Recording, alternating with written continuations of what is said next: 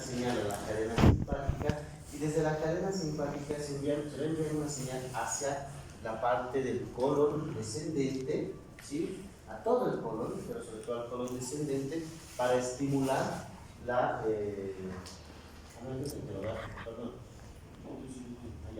Vamos por el gastrocólico, porque les estoy explicando. Es el reflejo gastrocólico. Entonces, ingresa bolo alimenticio a la cavidad gástrica se extiende, envía señal a la cadena ganglionar simpática, desde donde se envía una respuesta hacia el colon. ¿Para qué? Para favorecer el peristaltismo y vaciar el colon, ¿sí? Es como decir que el estómago dice, está ingresando nueva comida, colon, deshazte de lo que tienes en tu reserva, ¿sí? Haz que se desocupe. Muy bien. Entonces va a estimular la defecación.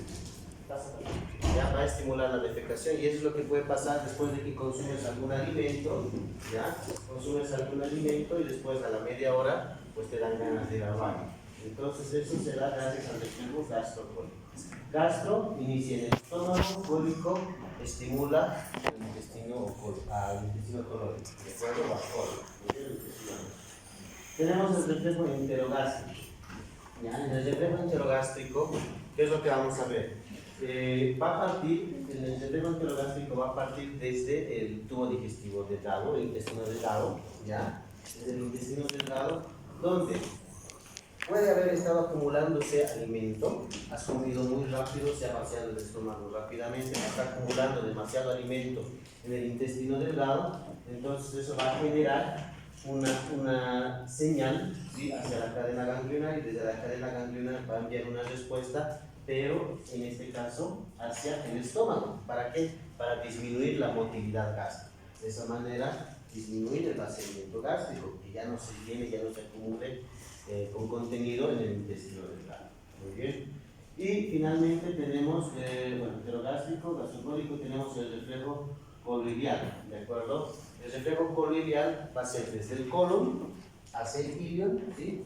Va a enviar la respuesta va a enviar el estímulo del colon, indicando o señalando que hay demasiada distensión, hay demasiado contenido, entonces va a disminuir o va a generar una respuesta en el ilion, disminuyendo la motilidad, ¿sí?, en el ilion, para evitar ese vaciamiento o inhibir o enriquecer el vaciamiento desde el ilion hacia el colon. ¿De acuerdo? Entonces, estos son los tres efectos típicos que se tienen, ¿sí? El enterogástrico, para evitar el vaciamiento gástrico, el gastrocólico, que favorece la evacuación intestinal, y el coloidal, para disminuir el vaciamiento desde el ilion hacia el colon. ¿De acuerdo? Dentro de estos, el gastrocólico, ¿sí?, es un reflejo que se van a encontrar frecuentemente en la clínica, ¿ya? El gastrocólico es un proceso normal, sin embargo, puede haber un reflejo gastrocólico hiperactivo, ¿sí?, o un reflejo mucho más exacerbado, en el cual la persona, ni bien comienza a ingerir alimentos, ya siente la necesidad de ir a defecar, ¿sí? Ya siente la necesidad de ir a defecar. Y eso puede repercutir, sobre todo en las personas, en su calidad de vida. ¿De acuerdo? Pero esto es un poco más psicológico. Hay que trabajarlo de manera psicológica para poder controlar el reflejo gastrocólico. ¿Muy bien?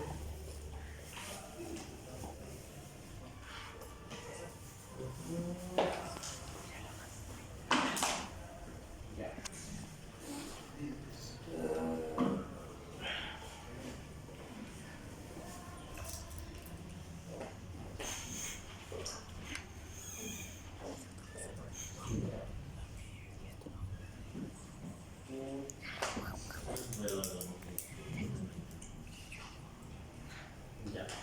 En el proceso de regulación hay un control hormonal o humoral, ¿ya? Que les voy a dar un ratito, todavía no, ¿ya? Seguiremos viendo los tipos funcionales de movimientos en el tubo digestivo, ¿ya? Cuando hablamos de los movimientos que va a tener el tubo digestivo, vamos a tener dos tipos de movimientos, el de propulsión y el de mezcla, ¿de acuerdo? El de propulsión que nos va a ayudar a vaciar, ¿sí?, a vaciar, a hacer el recorrido de todo el tracto gastrointestinal, y el de mezcla que precisamente va a hacer eso, va a oscilar, ¿sí? Va a mezclar, va a oxidar entre un punto para ir degradando ese bolo alimenticio, pues aquí. Muy bien. Entonces, cuando hablamos nosotros desde del primer movimiento, ¿sí? De lo que son los movimientos de propulsión, ¿ya? ¿Qué es lo que vamos a tener? Llega una distensión y llega una ocupación en el tracto gastrointestinal, ¿ya? Desde ese punto de distensión, unos 2 o 3 centímetros antes o arriba, ¿ya? Se va a generar un proceso contráctil, ¿de acuerdo? Un proceso contráctil y anterogradamente se va a producir un proceso de relajación, ¿de acuerdo? Lo que está por delante de este bolo, de esta distensión, se va a relajar y lo que está por detrás, unos 2 a 3 centímetros, pues se va a contraer, ese músculo se va a contraer, cosa de que vayamos empujando todo este contenido. A esta contracción lo vamos a regular a nivel de contracción y va a ir de esa manera empujando ese bolo alimenticio. Muy bien, va a ir empujando poco a poco a medida que esto se va relajando. Es una relajación receptiva para poder permitir el paso de este contenido. Muy bien. A este reflejo mientérico, ¿sí? O peristáltico, reflejo mientérico peristáltico, que va a ser la contracción hacia arriba, 3 centímetros antes de la dilatación, más la relajación receptiva, que va a ser esta relajación muscular que va a permitir el paso de este contenido, se le va a llamar leite intestino. ¿De acuerdo? Leite intestino. Bien, los movimientos de mezcla. ¿Qué es lo que vamos a tener con los movimientos de mezcla? Esto se va a dar en 2 aspectos. En un primer aspecto se va a dar en lugares que contienen esfínteres, ¿de acuerdo? Esfínter, en este caso el esfínter pilórico, podemos encontrarnos también el esfínter iliocecal, ¿sí? Donde vamos a tener una oposición a ese movimiento, ¿de acuerdo? Se produce un proceso de contracción, empuja, hay oposición, entonces retorna ese contenido, ¿de acuerdo? Y ahí se da un proceso de mezcla, va oscilando en un mismo punto, ¿de acuerdo? O en una misma porción. Va oscilando en una misma porción. En el intestino también lo podemos encontrar en el sentido de que vamos a encontrar zonas de relajación, zonas de contracción, y entonces van a existir puntos donde no puede atravesar y retorna, ¿de acuerdo? Para dar esos procesos de mezcla, movimientos de mezcla. Muy bien. ¿Qué más? Tenemos que hablar del flujo sanguíneo, ¿sí? El flujo sanguíneo va a estar dado por una circulación esplácnica, ¿sí? Una circulación esplácnica que va a interrelacionar el intestino, el páncreas, el vaso y todo para dar lugar a lo que es la circulación portal que permita hacer llegar esa absorción hacia el hígado, ¿de acuerdo? ¿Qué es lo que vamos a tener nosotros entonces? La circulación portal va a permitir la absorción, ¿sí? La absorción de los distintos componentes que se vayan a absorber en el intestino, pero sobre todo componentes como carbohidratos y proteínas, es decir, que sean hidrosolubles, ¿de acuerdo? Componentes hidrosolubles. En el caso de las grasas, ¿sí? En el caso de las grasas, que es un contenido liposoluble, no va a pasar hacia el hígado, ¿sí? No se va a filtrar hacia la circulación portal, sino más bien va a ir hacia el conducto torácico y desde el conducto torácico va a saltarse el hígado para finalmente ir a desembocar a la circulación venosa central. ¿De acuerdo? A través del conducto torácico se va a generar la absorción de las grasas, pero de carbohidratos y proteínas y otros elementos hidrosolubles como los electrolitos también, o mejor dicho, sí van a atravesar la circulación portal para llegar a hacia la circulación hepática, un proceso de metabolización y filtración. ¿De acuerdo? Va a ser como una barrera. ¿Ya? ¿Qué es lo que nosotros vamos a tener en la circulación arterial? Vamos a tener las arterias mesentéricas, ¿sí? Las arterias mesentéricas que van a brindar la irrigación a todo el tracto gastrointestinal y a todo el tubo gastrointestinal.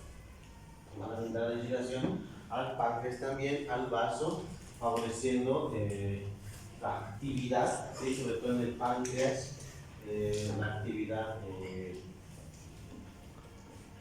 exócrina, ¿sí? La actividad exócrina que se tiene para los procesos digestivos. Muy bien. Entonces, tiene una gran circulación en el tracto gastrointestinal y el flujo va a aumentar de acuerdo a la necesidad. Y eso va a ser sobre todo cuando nosotros ingerimos alimentos. Después de ingerir alimentos puede aumentar el flujo hasta 8 veces. ¿Sí? Puede generarse un aumento del flujo gastrointestinal hasta 8 veces, lo que te va a generar una disminución del flujo del resto del cuerpo y te va a generar cierto sueño, malestar, cansancio. Es lo que se conoce como el mal del cuerpo.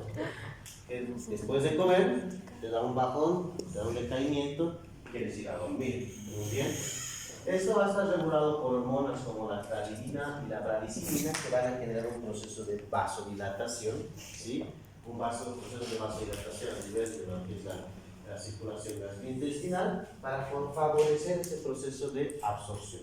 Por un lado se favorece el proceso de absorción, por otro lado se favorece el proceso de secreción, por ejemplo, pancreática, ¿ya? Para estabilizar lo que es el pH ácido que llega desde el estómago. Muy bien, entonces se favorece. Y vamos a tener las vellosidades en el epitelio que van a tener un sistema de corriente que va a permitir un mejor proceso de absorción, que a medida que va absorbiéndose, por acá se va recirculando hacia la circulación portal, favoreciendo un gradiente de absorción, ¿de acuerdo? Generando un gradiente de absorción. Muy bien.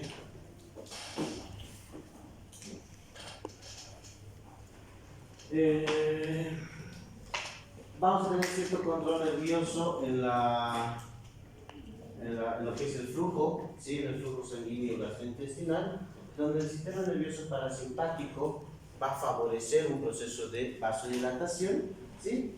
Aumentando el flujo de la circulación gastrointestinal. ¿De acuerdo?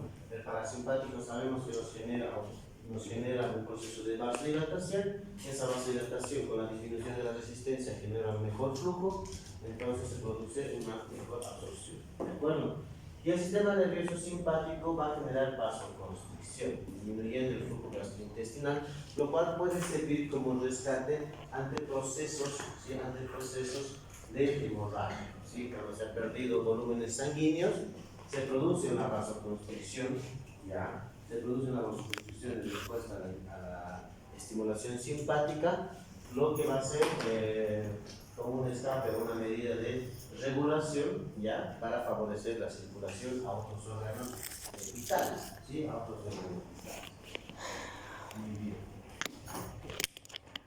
Hasta ahí un descanso. ¿Listo?